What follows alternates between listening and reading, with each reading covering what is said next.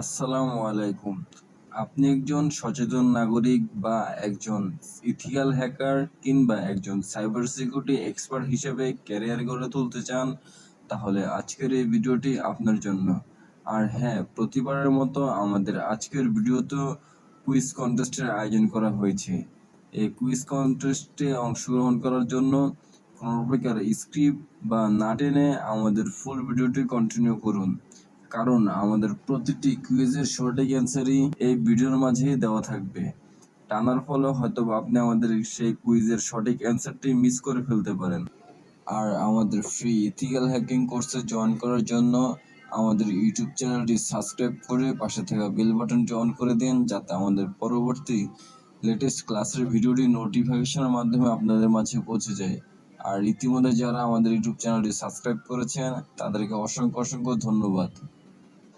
So viewers, আমাদের আজকের এই ভিডিও ক্লাসটি আমাদের ফ্রি ইথিক্যাল হ্যাকিং কোর্সের উপর ভিত্তি করে এই কোর্সটি কন্টিনিউ করা হচ্ছে। যেহেতু আপনি একজন ইথিক্যাল হ্যাকার হিসাবে কিংবা একজন সাইবার সিকিউরিটি এক্সপার্ট হিসাবে কেরিয়ার গড়ে তুলতে চাচ্ছেন, তার জন্য আপনাকে অবশ্যই নেটওয়ার্কিং উপরে ডিপ ধারণা থাকা লাগবে। কারণ আপনি যদি নেটওয়ার্কিং উপরে ডিপ ধারণা না থাকে, তাহলে আপনার সাইবার সিকিউরিটি এক্সপার্ট কিংবা ইথিক্যাল হ্যাকার হিসেবে কেরিয়ার খুব বেশি দূর আগানো সম্ভব নয়। তো ভিউয়ার্স, চলুন আর কথা না বাড়িয়ে শুরু করা যাক। যেহেতু আমরা নেটওয়ার্কিং বিষয়ে জানবো, তো আজকের এই ভিডিওর মাধ্যমে আমরা নেটওয়ার্কিং এর উৎপত্তি সম্পর্কে কিছু বেসিক ধারণা নেওয়ার চেষ্টা করব। সো বন্ধুরা, আজকের এই নেটওয়ার্কিং জগতে প্রযুক্তি খুব দ্রুত পরিবর্তন হচ্ছে। এই পরিবর্তনের সাথে তাল মিলিয়ে চলা সত্যি খুব দুরূহ হয়ে পড়ছে। তবে এসব পরিবর্তন সম্পর্কে প্রতিটি নেটওয়ার্ক পেশাজীবীর সজাগ ধারণা থাকা দরকার। প্রথম দিকে নেটওয়ার্ক ছিল মেইনফ্রেম ভিত্তিক। কম্পিউটারের প্রথম দিকে মেইনফ্রেম কম্পিউটারের সাথে সংযুক্ত থাকতো বিভিন্ন টার্মিনাল। এইসব মেইনফ্রেমের সাথে সংযুক্ত হওয়া লাইন অনেক সময় বেশ দীর্ঘতম হতো। অনেক দূর থেকে সেসব মেইনফ্রেমে সংযুক্ত হওয়া যেত। সেই দুটি নেটওয়ার্ক থেকে আজ এই আধুনিক নেটওয়ার্কের জন্ম। প্রথম দিকে একটি নেটওয়ার্ক হলো সেমি অটোমেটিক গ্রাউন্ড এনভায়রনমেন্ট সাগি, যা যুক্তরাষ্ট্র এবং কানাডার বিভিন্ন রাডার স্টেশনের সরকারি কম্পিউটার সমূহের সাথে সংযুক্ত করে ব্যবহার করা হয়েছিল। এটি করা হয়েছিল 1958 সালে। এরপর 1960 সালে ম্যাসাচুসেটস ইউনিভার্সিটি অফ টেকনোলজির গবেষকরা আইবিএম মেইনফ্রেম কম্পিউটারের ক্যাপাটিবল টাইম শেয়ারিং সিস্টেম সেটস পদ্ধতির উদ্ভাবন করে।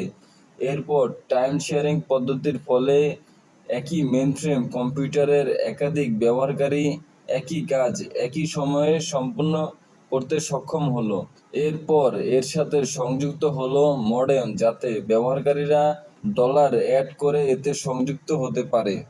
বাণিজ্যিক ভিত্তিতে প্রথম ডলার আপ সার্ভিস ব্যবহার করা হয়েছিল আমেরিকার এয়ারলাইন্সের নেটওয়ার্কে 1964 সালে। আইবিএম এর রিজার্ভেশন সিস্টেম 65টি শহরের 2000 কম্পিউটারকে যুক্ত করেছিলেন কেবল দুইটি আইবিএম মেইনফ্রেম ও টেলিফোন লাইন ব্যবহার করে।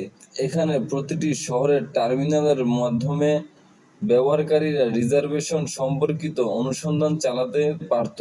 বিভিন্ন কোয়েরি প্রসেস করা হতো কেন্দ্রের মেইনফ্রেম কম্পিউটারে। যে কোনো ফ্লাইটের সম্পর্কিত তথ্য 3 সেকেন্ডের মধ্যেই পাওয়া যেত সেই নেটওয়ার্কের মাধ্যমে।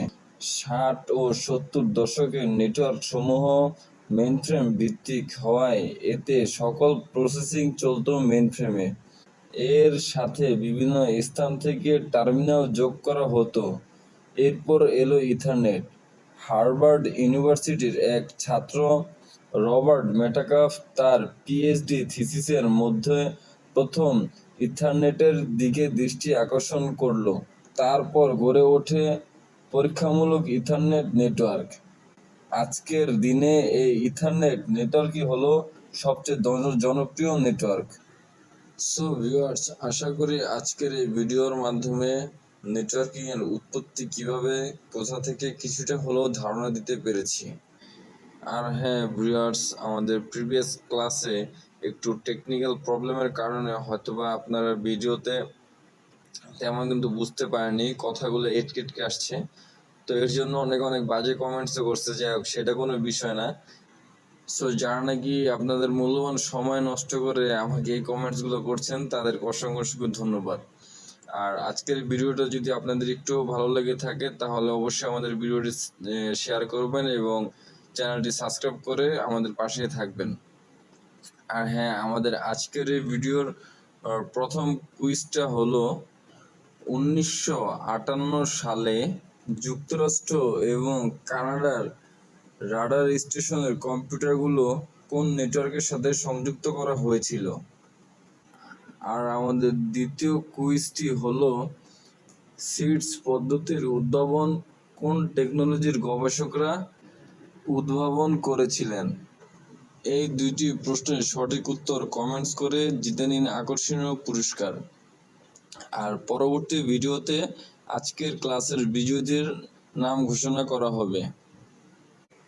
সো ভিউয়ার্স, আজকের এই কন্টেস্টে আপনি বিজয়ী কিনা সেটি জানার জন্য অবশ্যই আমাদের পরবর্তী ভিডিওটি মিস করবেন না। আশা করি সবাই ভালো থাকবেন, সুস্থ থাকবেন। আল্লাহ হাফেজ, আসসালামু আলাইকুম।